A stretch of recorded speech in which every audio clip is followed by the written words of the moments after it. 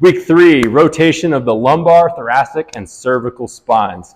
The neck, the thoracic, and the lumbar spines all have the ability to rotate. They don't just bend, they don't just twist, but they stack on top of one another. The lumbar, I really tie into the pelvis. If you look at the hip bones and the structure there, it's like the center of gravity and the center of mass sits inside of that pelvis. We can let it overtake itself and use that base of that spine to control our weight. Or we can learn to coordinate and elongate the spine and then think with our pelvis. So hips side to side is going to be a great lumbar or pelvis decompression. You're just rotating, moving, coordinating, thinking with the hip bones.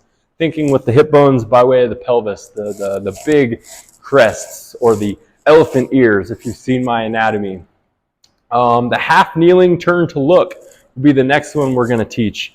Half kneeling, we're going to turn to look at the back heel. Okay, half kneeling, we're going to turn to look at the back heel. If I can turn, I'm rotating the lumbar, the thoracic, and with the head, the cervical spine. So I'm integrating all three spine movements into one movement.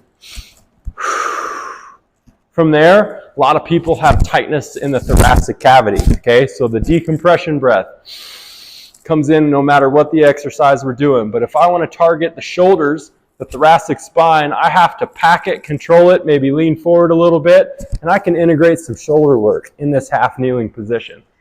I can do it standing, stand, turn, look, and integrate shoulder work, okay? So now I'm tilting, turning, controlling the spine, and adding an extra stimulus. Other side, turning, controlling, adding an extra stimulus.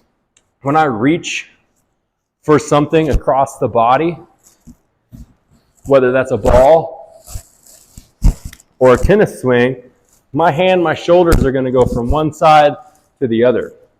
Great little routine that I'll teach is a reach across or reach under. It's going to be on the ground. You're going to start in your rocker. You're going to reach across and under, put the top of the hand, back of the forearm on the ground, look up, and then drag it through. From there, we're going to open it all the way to the other side. Great thoracic work, great lumbar stability because we got the hips back, and then the head and the eyes control that cervical spine. All the way up, hand back in the column, other side. Palm, all the way across. All the way up, all the way under. Reach, across, and under. Deep breath at the bottom. Maintain that space. Find a point of reference for your eyes and your hands. Reach, touch it. Come back to center. That will be the reach across and reach under. From here, stay kneeling, okay? Cervical work. I'm going to protect the head because I want this to all be secure. And then I'm going to think about left and right with my eyes looking up. And I'm going to think about left and right with my eyes looking down. Okay, the spine, the cervical spine, can make it a big circle. But if you are not decompressed, if you haven't expanded the thoracic and you haven't worked in some shoulder work before you go after the neck, any compressions you have in that spine are going to show up as hot spots where that nerve gets compressed up in the cervical spine.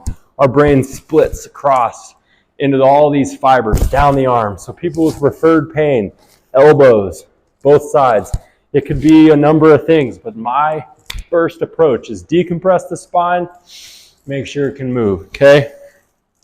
Keeping the eyes open. People have a tendency of closing their eyes on this. I want you to have that visual feedback, okay? I want you to have that visual feedback. Once you get it kneeling and you know you're not going to lose your balance, you can try it on the half kneeling. Look up, look over, pack, look back. It all ties in. Left and right. Under, across. Pack into the hip. More on that later in the later units. But neck work, big circle. Okay? But always follows the decompression of the rib cage and the shoulders before you go after the cervical spine. Last one of the most effective things I've found with neck and shoulder pain is an elbow pack look away. I'm going to get in the half kneeling. I'm going to pack my elbow away and look. Okay, and then I might pack on that side, or I might hold it and look back and forth. All right? Now, what do we know about the spine? Is it just straight up and down, or does it bend?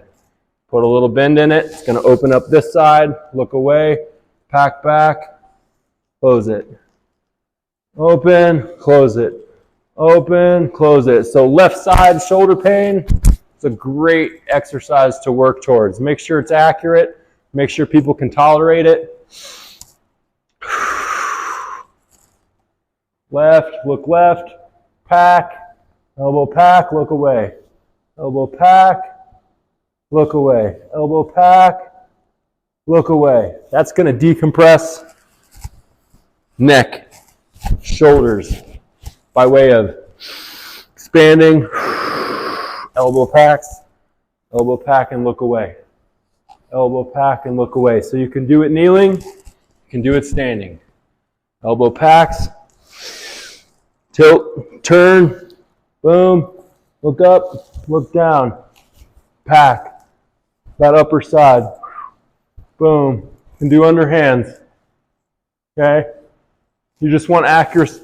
You don't want to cause a strain. You don't want to cause further, compressions. You want to decompress, add movement, add stability. Man, neck, shoulders, thoracic spine starts to feel like $1,000,000. Going to keep weight and pressure up off the rest of the body. So great global concept. Hope you enjoyed week 3 of the spine. Let me know if you have questions.